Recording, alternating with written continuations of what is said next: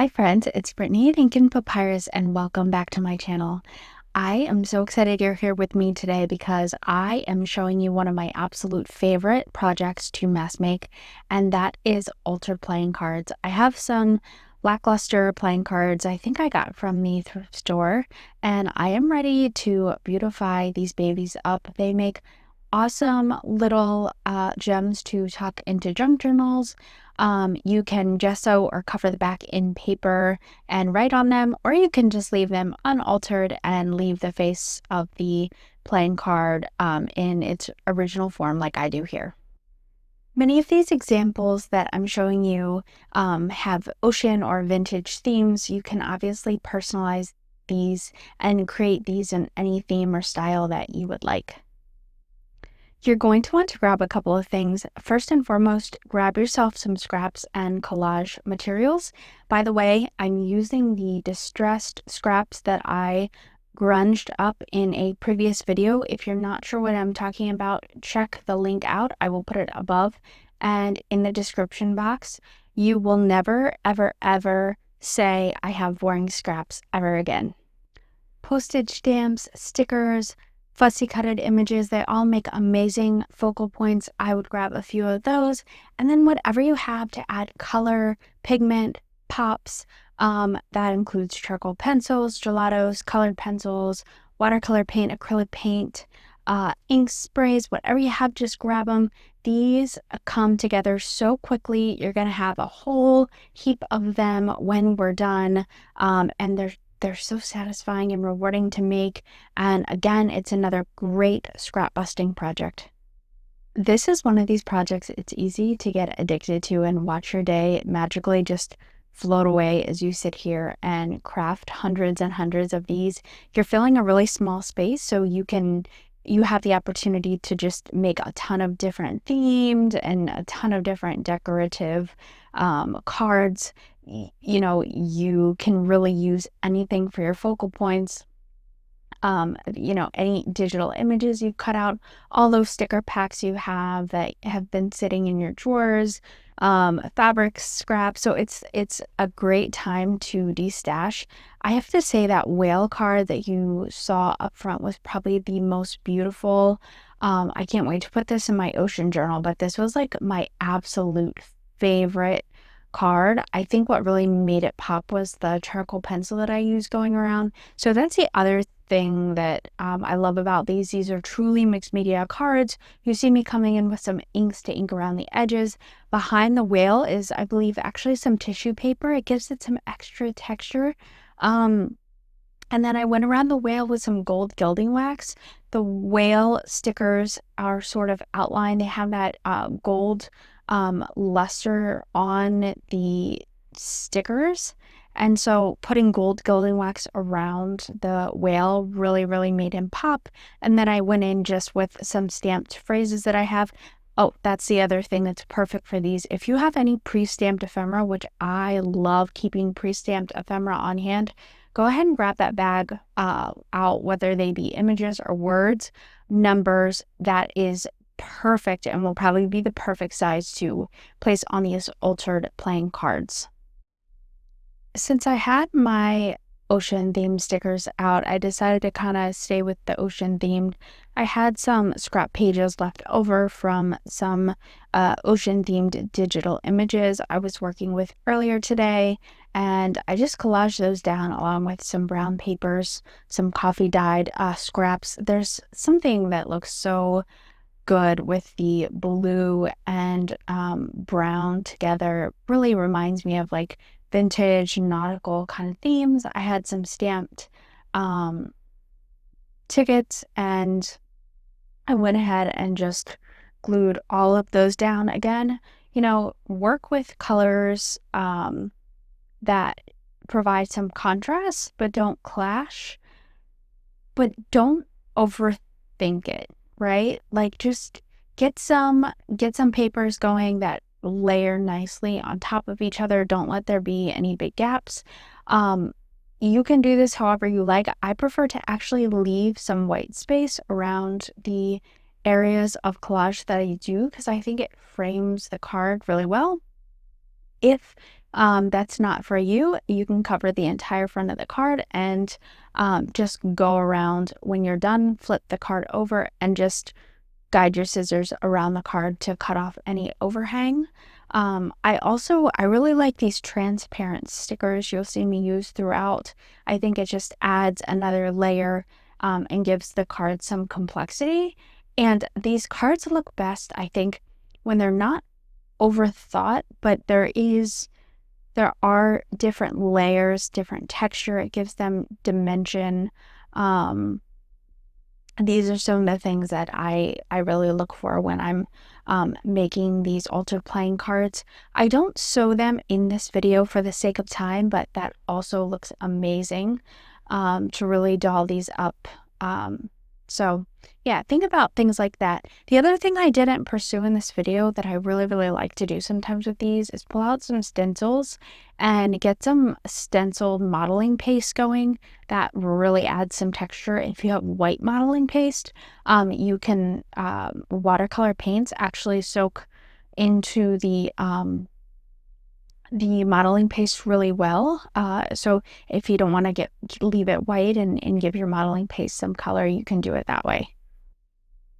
That's just one of the many ways to add color to these. If you want to add watercolor paints to your altered playing cards, you can splatter the paint like you see me doing here, or you can highlight things.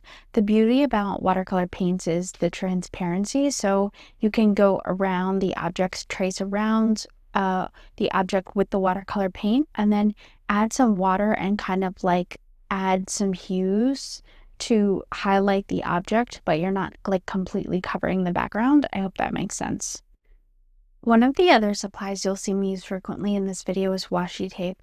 I love washi tape, one, because some of it is decorative. I'll use it just to add interest to the front of the card, but it also helps kind of link unlike scraps or collage together.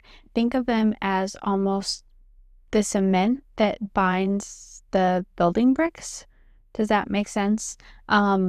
Especially if you feel like your pages are layered on a little bit awkwardly and there are not gaps, but well, you could use them to cover gaps as well, but maybe it just seems like they don't really fit like a puzzle piece like you would like.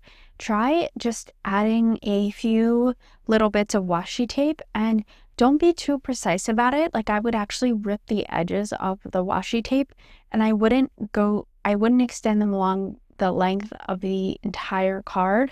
I would let them kind of stop abruptly. It seems like that really helps kind of tie your collaged pieces in the best, at least. That's kind of what I think.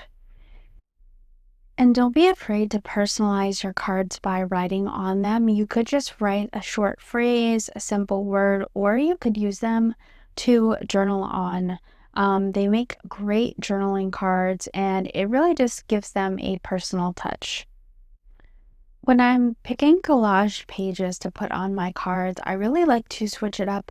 A lot of times I'll put on a cardstock and then maybe layer next to it a book page, and then after that a stamp page. There's no real formula for making these. You should just create whatever you really have the desire to create, but I find that when you put down a variety of pages like that, it just kind of makes everything a little bit more harmonious. Don't be shy about adding elements that you may not normally craft with. So for example, here, the purple collage paper had some Paris stamps on them, and I added some floral elements to this, and that doily was just really speaking to me. I hadn't really planned on using doilies with these, but just, I don't know, if it speaks to you and you feel like it's the style you're going for, just go with it. Don't be afraid to mix layers of paper and fabrics and modeling paste or whatever else you're using here. So about that big bag of stamped ephemera, if you've been watching my videos for a while now, I always say one of my biggest hacks was pre-stamping pictures and words and numbers onto scrap pieces of paper and keeping them in a huge bag. And the reason that is because I do not want to have to drag out and go through all of my stamps to find the right ones that I need for the project. Same with ink. Sometimes you'll find a stamp, but it's not the right color ink. You got to go sort through the ink. Like, let that go. Just get yourself a big, just one afternoon mass make, mass stamp. Go through all your scraps, preferably light colored scraps. Get all of your stamps out and just start stamping. A lot of times I'll get a long, like, line, a long piece of white paper, and just start stamping down the line with the same stamp but in different color inks. And it has saved me so much time. If you're not a fan of all of the white leftovers, like the white edges, you can totally fussy cut these out. It takes very little time. They also look great ripped. I'm telling you guys, if you're not already doing this, you have to. It'll save you so much time, and you're so much more likely to actually use it because it's in front of you. Keep it under your desk. You won't regret ever having this on hand to craft with. If you don't overthink this and just go with the flow, this is one of the most relaxing projects that you will ever do. I have been on a relaxing project kick lately. If you haven't noticed, projects where I focus mainly on using scraps. One, because I just feel like I got so obsessed with buying a bunch of new supplies, trying different things out, that I forgot all of the things that I had, and it's very disheartening to not even be able to find stuff because you've hoarded stuff. You've never put things away where they're supposed to be. And when your stash gets so out of control, you don't even know what you have anymore. It makes crafting difficult, right? That's not why I originally started crafting. I started crafting because I wanted to make something out of things that you typically recycle or throw away, not spend hundreds and hundreds and hundreds of dollars on craft supplies. Which, buying new supplies is great. We all do it, but I just feel like I've moved away from why I originally started this. Second of all, I feel like I've gotten into a little bit of a crafting rut lately.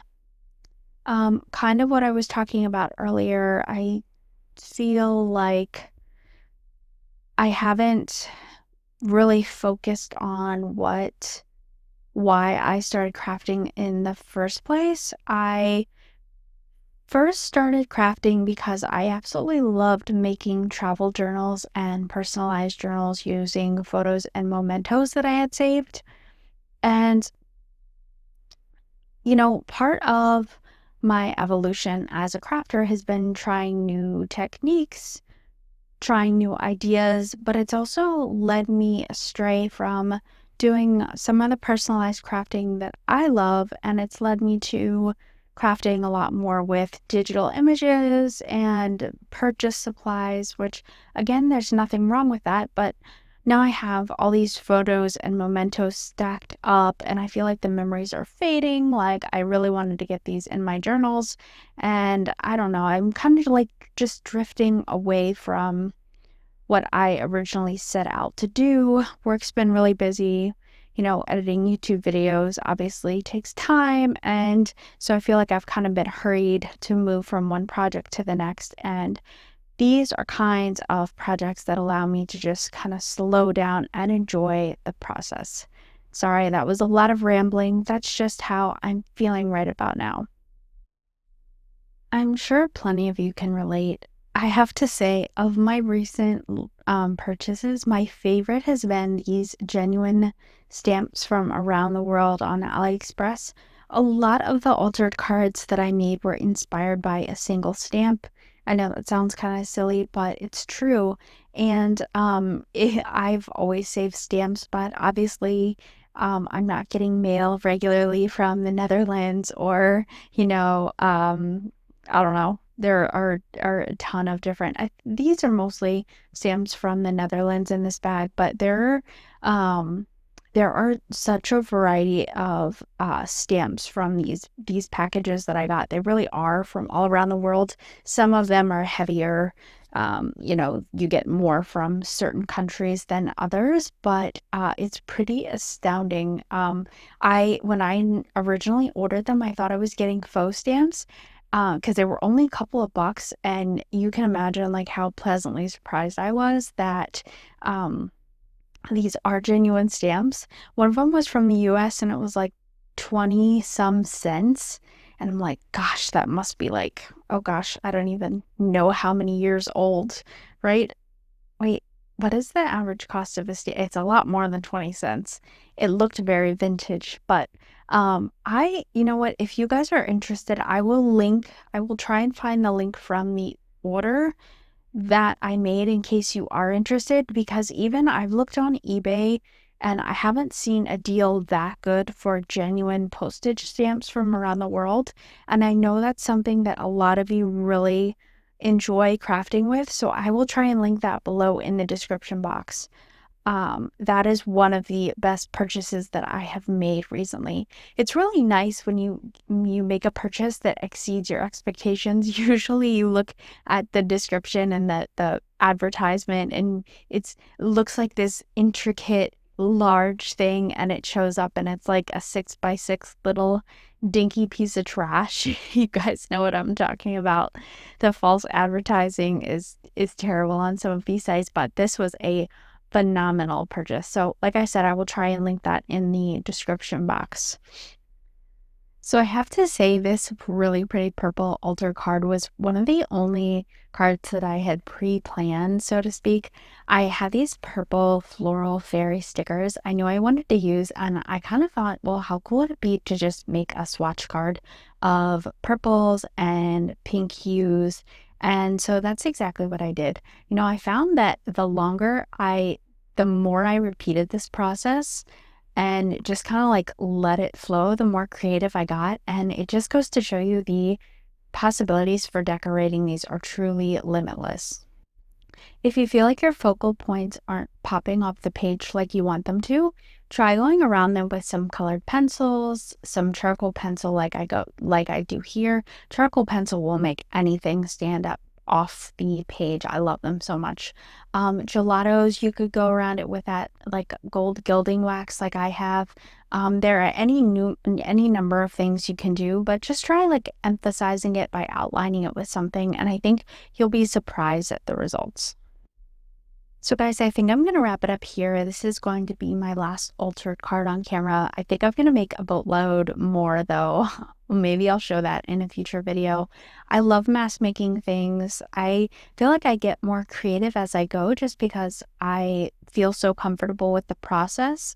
I'm not really thinking about the steps, and it just allows me to explore new techniques, and it just allows me to craft more freely. This is why I've always been a huge fan of mask making, and I stick to it to this day. I think mask making ephemera is the way to go. Before we go, I have to tell you guys how much your feedback means to me. Thank you so much. A lot of you guys have given me encouragement. You have sometimes you guys absolutely inspire me. You've answered questions that I've had or have told me better ways to do things, and I absolutely love that.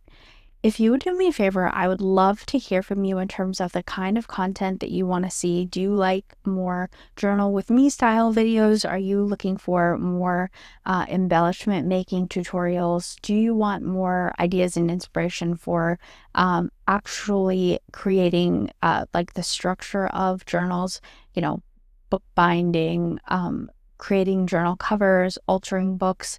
Just let me know the kind of content that you look forward to seeing. I do create these videos for you guys, and I love your feedback. I read all of your comments. Guys, thanks so much for watching. If you enjoyed this and found value in this, please hit that like and subscribe button, and I can't wait to see you the next time.